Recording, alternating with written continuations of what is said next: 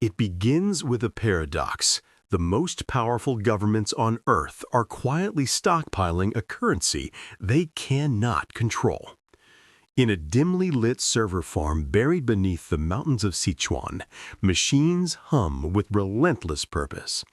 Thousands of ASIC miners pulse with heat, converting electricity into digital gold. Above ground, the Chinese government denies any strategic interest in Bitcoin. But underground, the war has already begun. This is not a war fought with missiles or tanks. It's a war of code, of ideology, of control. A silent arms race where the weapon is decentralization, and the prize is global financial dominance. To understand this war, we must first rewind to 2008. The world was reeling from the collapse of Lehman Brothers. Trust in banks evaporated. Governments scrambled to bail out institutions deemed too big to fail. Amid the chaos, a pseudonymous figure named Satoshi Nakamoto published a white paper, Bitcoin, a peer-to-peer electronic cash system. It was a manifesto against centralized power, a rebellion encoded in cryptography. Bitcoin was born not as a speculative asset, but as a response to systemic failure. Its core promise was simple: a currency beyond borders, beyond banks, beyond governments. But as adoption grew, so did the stakes. By 2013, Bitcoin had become more than a fringe experiment. It was a threat. Central banks began to take notice. The U.S. Federal Reserve issued cautious warnings. China banned financial institutions from handling Bitcoin. But behind closed doors, both nations were watching and calculating. In 2017, the first major turning point arrived. China, once home to over 70% of global Bitcoin mining, began to crack down. Mining farms were shuttered. Exchanges were forced to relocate. Officially, the move was about energy consumption and financial risk. Unofficially, it was about control. The Chinese Communist Party understood something the West had overlooked. Bitcoin's decentralization was not just a technical feature, it was a political one. In a country where capital controls are strict and surveillance is pervasive, Bitcoin offered an escape hatch, a way for citizens to move wealth beyond the reach of the state. But China didn't abandon Bitcoin. It adopted. Mining operations quietly resumed under state-linked entities. The government began accumulating reserves.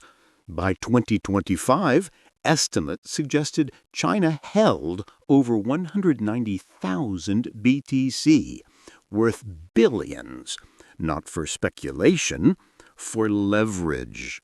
Meanwhile, the United States was undergoing its own transformation. Initially dismissive, Washington began to see Bitcoin not as a threat, but as a strategic asset. In 2023, the U.S. Treasury quietly acquired over 198,000 BTC through forfeitures, auctions, and covert purchases. A digital Fort Knox was forming. Then came the Trump administration's 2025 Bitcoin Executive Order. Publicly framed as a push for innovation, the order mandated federal agencies to explore Bitcoin-backed financial instruments. Privately, it was a signal the U.S. was entering the arena. This marked the beginning of the Bitcoin Cold War. Unlike traditional wars, this one had no borders. It played out in mining pools, in regulatory frameworks, in the race to build sovereign wallets. The battlefield was digital, but the consequences were real. At the heart of this war lies a fundamental question: who controls value? Historically, value was tied to land, then gold, then fiat. Each transition marked a shift in power. The gold standard gave way to the dollar standard. Bretton Woods crowned the U.S. as the global financial hegemon. But Bitcoin threatens to rewrite that script. Its supply is fixed, Its ledger is public. Its transactions are borderless. For authoritarian regimes, this is a nightmare. For democratic ones, it's a dilemma. China responded by accelerating its digital yuan, a centralized, programmable currency designed to counter Bitcoin's influence. The U.S. debated a digital dollar, but internal divisions stalled progress. Europe launched the digital euro, but adoption lagged. In the shadows, BRICS nations began exploring Bitcoin-backed trade settlements. Russia, facing sanctions, turned to crypto rails. Iran, isolated from SWIFT, embraced mining. Venezuela launched Petro, a failed attempt to tokenize oil. The message was clear. The old system was cracking. Bitcoin became more than a currency. It became a hedge against collapse. But with power comes vulnerability. In 2025, a $90 million hack on Iran's Nobitex exchange exposed the risks of decentralized finance in geopolitically tense regions. Cyber attacks surged. State-sponsored actors targeted wallets, exchanges, and infrastructure. The war escalated. Proof of work became a battleground. Nations raced to secure hash power. Energy grids were repurposed. In Texas, Bitcoin mining was declared a strategic industry. In Kazakhstan, blackouts were blamed on mining surges. In El Salvador, Bitcoin was declared legal tender, sparking IMF backlash. Each move was a chess piece, each policy a signal. Behind the scenes, intelligence agencies began tracking blockchain flows. NSA analysts mapped wallet clusters. Chinese cyber units monitored mining pools. The CIA funded blockchain startups.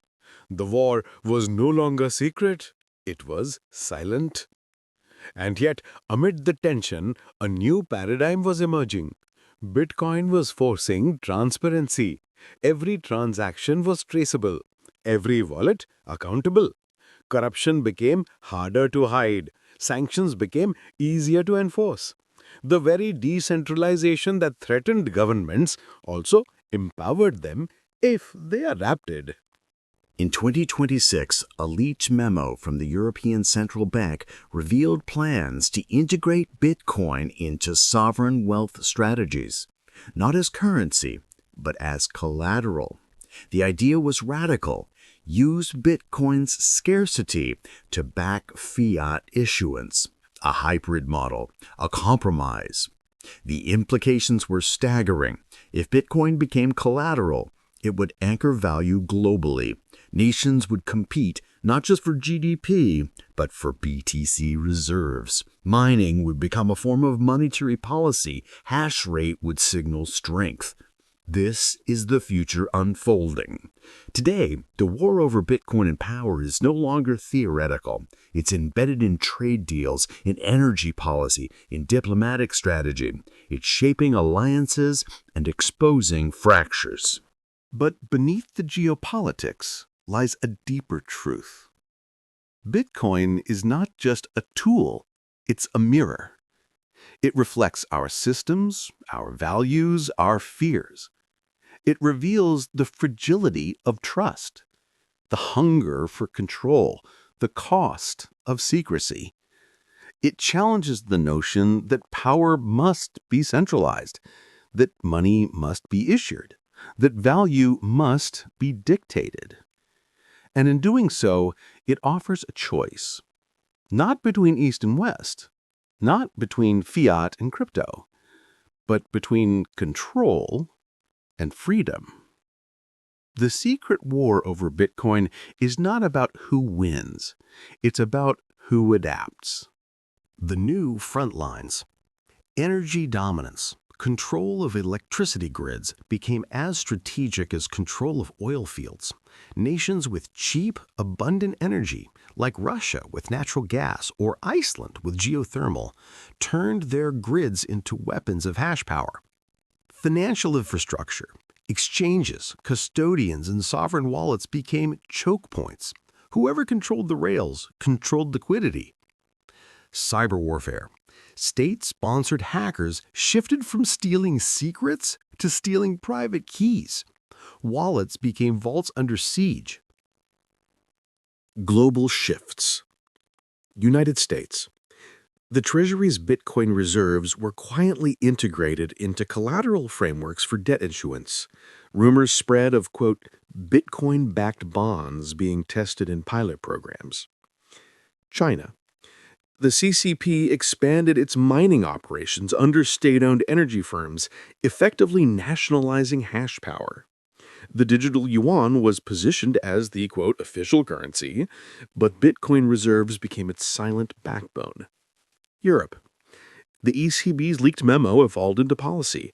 Select member states began experimenting with hybrid collateral models, blending Bitcoin with gold. BRICS nations. Russia and Brazil tested Bitcoin-settled commodity trades. India, cautious but curious, explored blockchain rails for cross-border settlements. The emerging paradigm. Bitcoin was no longer just a hedge. It was becoming infrastructure. Hash power as sovereignty. Nations measured strength not only in GDP, but in terahashes per second. Reserves as leverage. Diplomatic negotiations began to factor in BTC holdings. A country's ability to withstand sanctions or currency crises now depended on its digital vault. Transparency as weapon. Blockchain analysis firms, often funded by intelligence agencies, mapped flows with precision. What was once private became public, and secrecy itself became fragile.